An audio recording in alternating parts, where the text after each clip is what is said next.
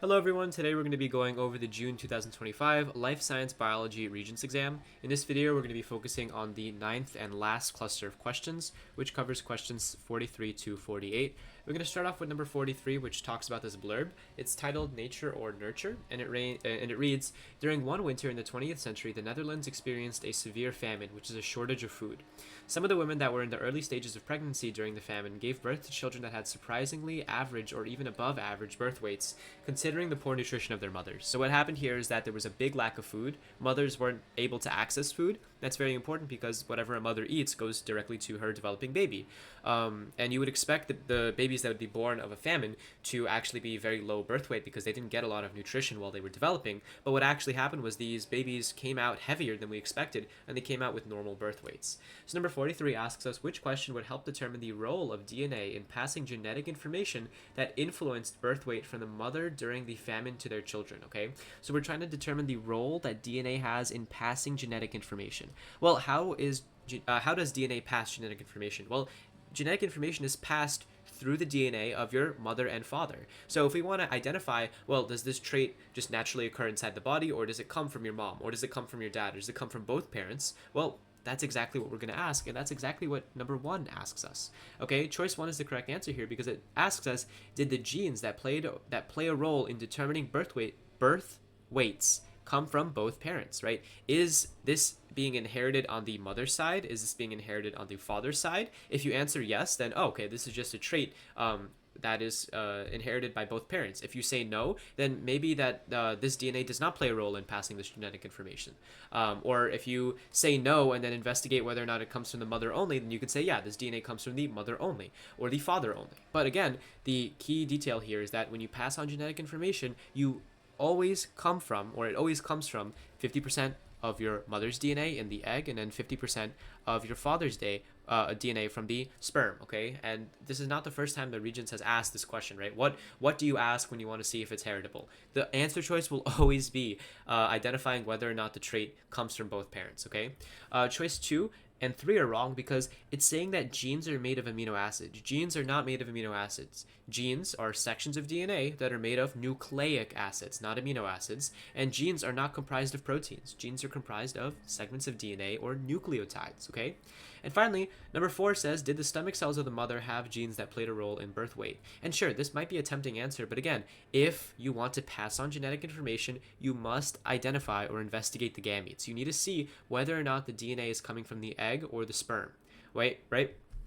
If you're looking at the stomach cells of the mother, whatever DNA is in the stomach cells is not going to be passed on to her kids. Whatever DNA is in the stomach cells is going to be just for her.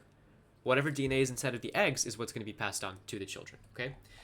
Moving on, it says that scientists determined that children whose mothers were in the early pregnancy during the famine, or the children of the famine, had more obesity and chronic health problems in adulthood compared to the children that did not have this exposure.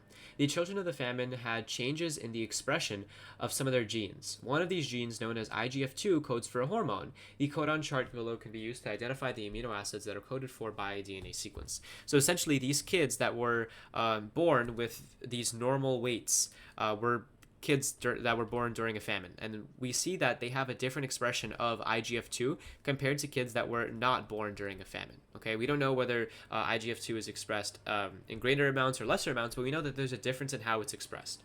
Okay, and over here we have codons in mRNA. So this is kind of the universal language, because in order for your DNA to actually code for something, it needs to be translated multiple times, right? So we understand that DNA is the blueprint of all life, okay? It tells your cells how to make more copies of themselves. It codes for proteins. It's pretty much, without DNA, you can't make anything new. But DNA is made of nucleotides. And in order for DNA to, say, influence the color of your skin or influence your weight through IGF-2, it first needs to be transcribed into mRNA, which is a single-stranded molecule. DNA is a double-stranded molecule. And then this mRNA gets translated into amino acids, okay, which then get chained together to form a polypeptide or a protein. Okay, so that's exactly what happens here. And this chart tells you that, right? It gives you the translation from the mRNA to the protein, right? Because different segments or different combinations of these 3 letters of mRNA will code for different amino acids, and then the composition of amino acids, right? Whether you have a serine plus an arginine plus a tryptophan versus whether you have a tyrosine plus a serine plus a phenylphthalein, all of that, phenylalanine, the different combination of amino acids in this chain will then determine the function of the protein, right? If you have a bunch of tyrosines, right, maybe that protein will be involved in adding a phosphate to something. But if you have a lot of arginine, maybe that protein will be involved in, catalyzing a reaction, right, or breaking a bond. Okay. So that is just the central way that things go. Okay, and that leads into question number 44. It says that a student claimed that changing CTC into CTG in the DNA would result in a production of a different protein. Which explanation supports this claim? So over here we have these segments of DNA. Our DNA is this double-stranded line of nucleotides, which in this case has the code CTC, CAC, and GCT. Then they already transcribed it into mRNA. So we know that this CTC turned into GAG, and then GUG, and then CGA. Okay, and the reason why it's separated into triplets is because in order for this mRNA to be translated into amino acids, it's read in triplets. Okay, so GAG codes for glutamic acid, GUG codes for valine, and CGA codes for arginine. And these are all amino acids. They get chained together and then form that protein. Okay, now it's saying that something is going to be changed in the DNA. Specifically, CTC is going to be changed into CTG. So instead of CTC being here, it's now CTG. So when CTG is transcribed into mRNA, it then becomes GAC.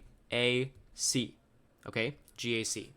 Remember that when you transcribe from DNA to mRNA, C becomes G, G becomes C, A becomes U, and U becomes A. Okay. Or T becomes A, sorry. So mRNA doesn't have a T. It's replaced with U. But anyways, C turns to G, G turns to C. That's self-explanatory. A turns to U, and T turns to A. Okay, that's how you transcribe it. That's how I was able to get this triplet of mRNA from that. Now, this GAC, will it code for a different amino acid? So let's look at this table. So the way you use this table is you take the first base. I know that my triplet is GAC. So my first base is G, this guanine, okay? And then my second base. So I'm looking only at this bottom row over here, only at this bottom row. Then my second base is going to be adenine.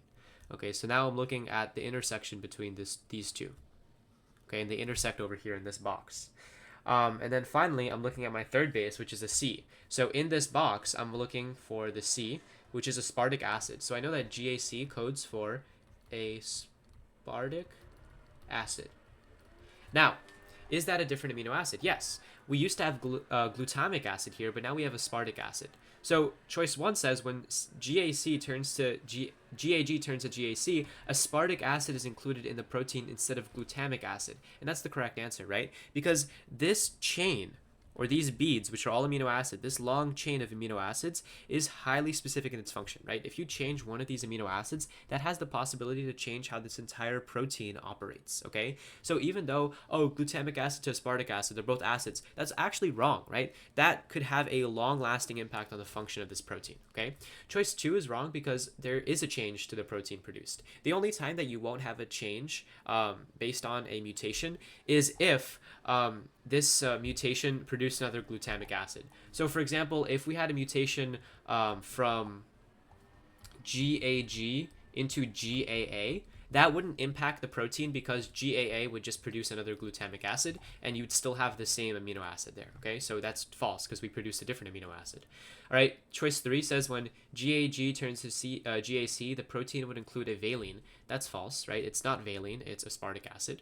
And then choice 4, it says when GAG turns into GAC, all of the amino acids would be different. That's false. It's only this triplet, okay? It's only this triplet that's changed. If it says that, this CAC and GCT were also changed, then yeah, you can say that all the amino acids were changed. But it's just isolated to this specific triplet, okay? So over here we have a diagram. It says that in a cell, DNA interacts with different molecules. It also interacts with methyl groups in a process known as methylation. So methylated versus unmethylated DNA. When DNA is methylated, okay, it's First of all, DNA is wrapped around these histones, right? These discs that are called histones. Why? Because DNA is very long, right? You have a lot of DNA. I think it's like somewhat over a mile of DNA.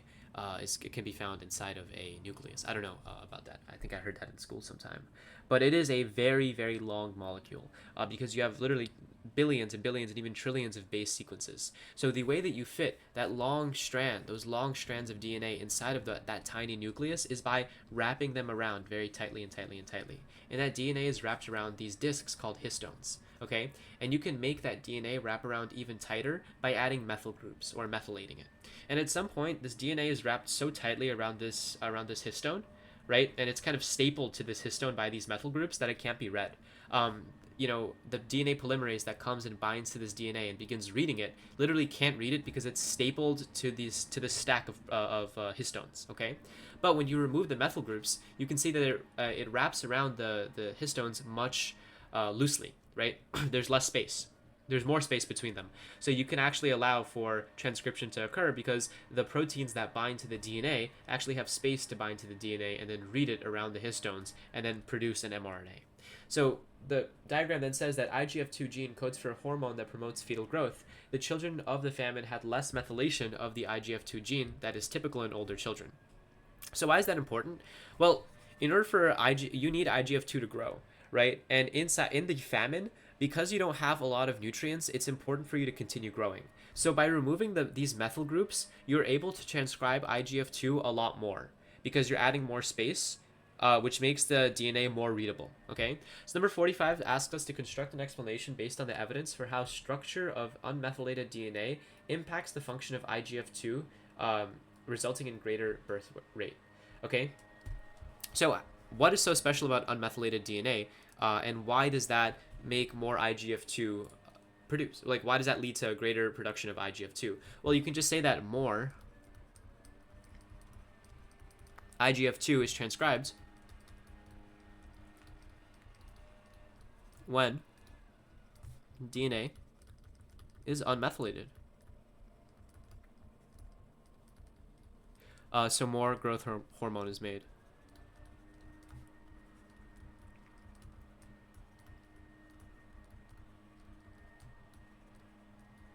Okay, so again, we want to describe how the structure of unmethylated DNA impacts the function of IGF-2. So the structure of unmethylated DNA is that there's more space, which allows for greater levels of transcription. I supported that. I said more IGF-2 is transcribed when DNA is unmethylated. The structure here impacts the transcription rate, and when more IGF-2 is transcribed, more growth hormone is made. You could also say that unmethylated DNA results in increased transcription of the IGF-2 gene. This promotes the production of the growth hormone that increases birth weight. Okay, so as long as you're saying that unmethylated DNA leads to increased transcription and that leads to more IGF-2 being produced, you're good. Or being expressed, you're good. All right. Then it says that researchers tracked the health of these children of the famine and their offspring for many years. The research findings showed similar results in their offspring. So again, you had the children of the famine, people born during a famine, and people not born during a famine. People born during a famine had higher health issues, right? They were more obese on average, or they had issues regulating their weight on average. And people that weren't born during the famine, again, didn't have these issues. Then when the people of the famine, these kids that were born during this famine period, had more children, right, their offspring, again, continued to have increased rates of these weight issues. Whereas the children that were not born during a famine, when they had children, their kids continue to not have this issue. So because the kids of the famine continue to produce more kids that continue to have these same issues as them, that leads us to kind of believe that this trait is inheritable. Okay, but again, what made the children of the famine different? Well, it's the fact that they did not have methylation, right? So somehow this unmethylated DNA, this pattern of not having methyl groups on this section of DNA was inheritable. Okay, so which one of these choices supports that? Choice 1 says methylation levels of DNA are inherited for only one generation. That's false, because if it was inherited for one generation, that means that, okay, let's say that this is the kids that were born during the famine. Their kids would, again, have weight issues because they would inherit this unmethylated DNA. But if it was only true for one generation, then this second generation would have DNA that was methylated and tightly wound again, and their kids would not have these weight issues because they wouldn't produce extra IGF-2. Okay? But if we read this passage, they had similar results in their offspring for many years. Okay? Right? So, again, their offspring and generations and generations and generations of these kids continue to have weight-related problems, which means that this unmethylated DNA continued to be inherited for generation to generation to generation. Otherwise, it would stop in the first generation of these of their famine offspring. Okay, choice 2 says methylation levels in DNA can be inherited over many generations, and that's going to be the right answer. That's what I'm trying to drive home here, right? This pattern in having these methyl groups attached to this DNA can be passed from your mother and your dad to you, and then to your kids, and then so on and so forth. That's how everyone is impacted by this, okay? Number 3, the DNA base sequence is the only factor affecting gene expression. That's false. Obviously, we just read an article about how DNA methylation impacts that. And number 4, or choice 4, says the DNA base sequence is protected from mutation due to methylation. Again, methylation does not protect from mutation. No one said that. So it says that besides famine during pregnancy, other environmental factors such as smoking, nicotine can cause demethylation or the removal of methyl groups of portions of DNA responsible for cell division. The result of this demethylation is shown in the model below. Using evidence from the model, describe how the disruption of the flow of information affects lung cells with demethylated DNA. Okay, so we can see here how as you continue to increase the removal of methyl, right, of these methyl groups, as you remove all of the methyl groups, we see that it's going to upregulate or cause like a dysregulation in the cell cycle, right? Specifically, we're removing methyl groups from portions of DNA responsible for cell division. And whenever you have a tumor, right, that means that it's a clump of cells that technically aren't supposed to be there, right? They started to divide too much and they clump together. So in a normal cell that's methylated, the cell cycle or the level at which you're going to produce new cells is under control. But as you begin to demethylate this region, those parts of the DNA that are there to make, or the parts of DNA that are there to kind of promote the growth of cells, become unregulated, right? Let's say that this section of DNA codes for, the production of more lung cells, okay?